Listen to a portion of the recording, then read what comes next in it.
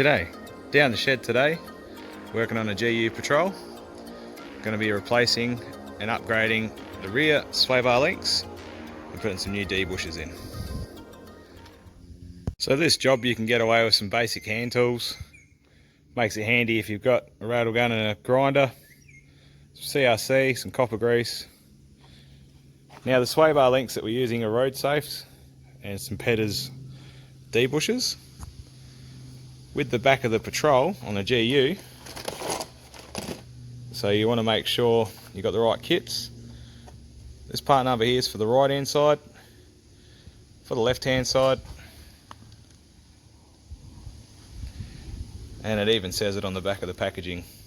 So for your GU, the left hand requires a different part number, and for the GQ it's basically 4 of these ones. Righto, dismantle time. So replacing the D bushes, it's 2 bolts either side, undo those, out she comes.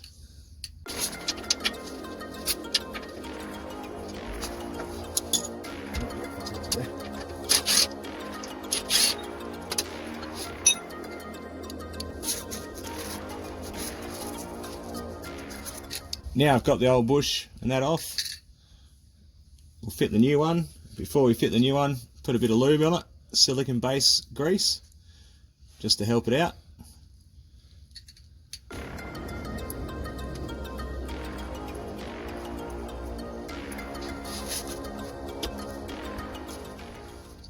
So I've just put a bit of copper grease on the mounting bolts,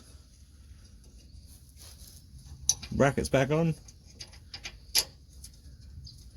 remount it up. Righto, do the same on the other side. Now with both D bushes replaced, I've just put some CRC up on each section.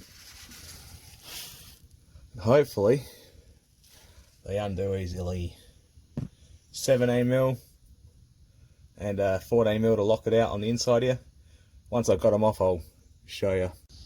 So I like to undo the top one first, because as you try and undo it, if it's tight, this ball will pivot and lock out.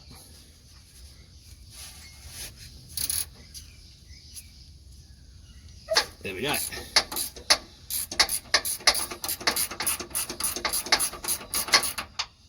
Hopefully I made that look easy for you. Okay, so the 14mm on the back, 17 just under the nut. Ratchet spanners make some of these jobs a lot easier. So that's where, if you can see, 14mm locks on, holds that. Righto, that's the driver's side.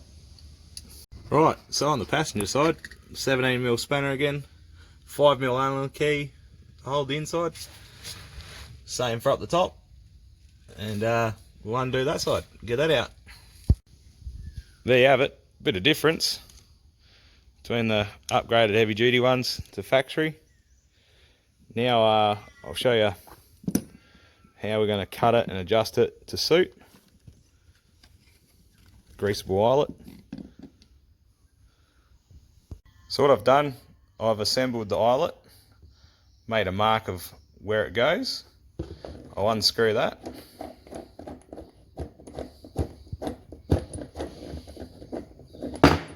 And what we'll do is measure from the end of here to that white mark, so we know roughly that's how much thread's in here. Then I'll show you on the car how I set it up. What I've done with the driver's side, so I've mounted up the rod and it's firmly done up. I like to keep the sway bar link basically horizontal, which is like a you know, when you think about it, factory spec. I slide the eyelet in, wind that top nut down till it's roughly in position, make sure the eyelet lines up, and then so now we know, there's the measurement, it was about 30mm from the bottom of there to there. So what we can do from the bottom of that nut, 30mm down, and that's roughly where we want to chop it. And we've got a bit of adjustment to go up or down. So there we have it, back on the bench. So that was roughly from there to there was 30mm. Oh, that's what we did. So we'll chop it off right there, and I'll show you what to do. Run a hacksaw or the grinder through that section. Now you have that section cut off, run the nut down, and that'll clean the threads up. And there you go. Just run that back and forth, or grab a file and clean the end off. Wouldn't stress too much. Now I'm just going to put some copper grease on that, thread it in, and we'll mount that up. There we have it, sway bar link assembled, ready to go. Now it comes with two varieties of mounting bolts, depending on the eyelet size. 12mm spanner. There we go, it's a 12mm bolt. There we go. Also comes with dust boots and these little rings that lock around. Now you'll have a dust boot on each side, a bush, and we'll assemble that under the car. So when I was talking about that eyelet size, it's that there in your sway bar link, which is, this one's a 12mm hole. Righto, let's put it together.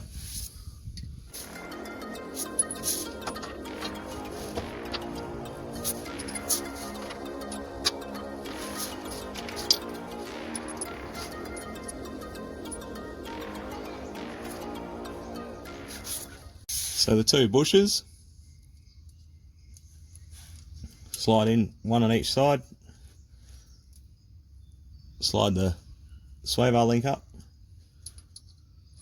You have the bolt and the like dust boot, grease boot one side, the other one on the other side. Put it through.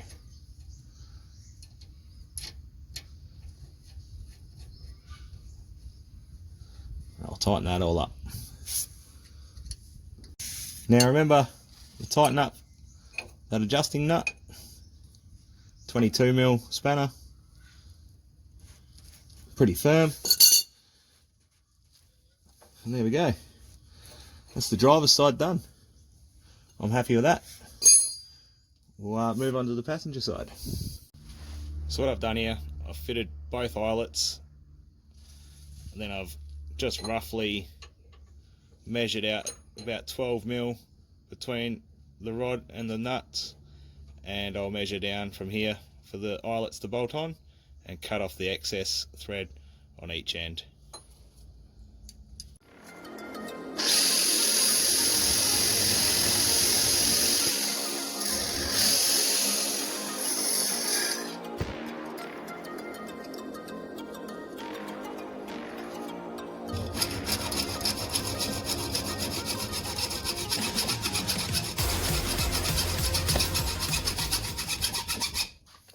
Okay, let's see how we go. I've taken the other eyelet out the other end.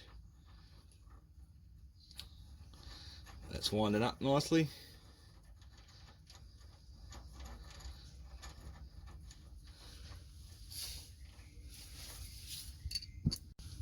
There we go. Bottom one on. Bit of stuffing around back and forth, but that'll go. There we go. Just tighten these locking nuts up.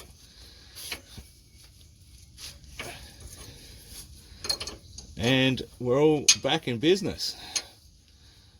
If this video was any help to you, please give us a thumbs up. And if you want to follow whatever else I do down the shed, which is random, please subscribe. Dirty thumbs up. Take it easy.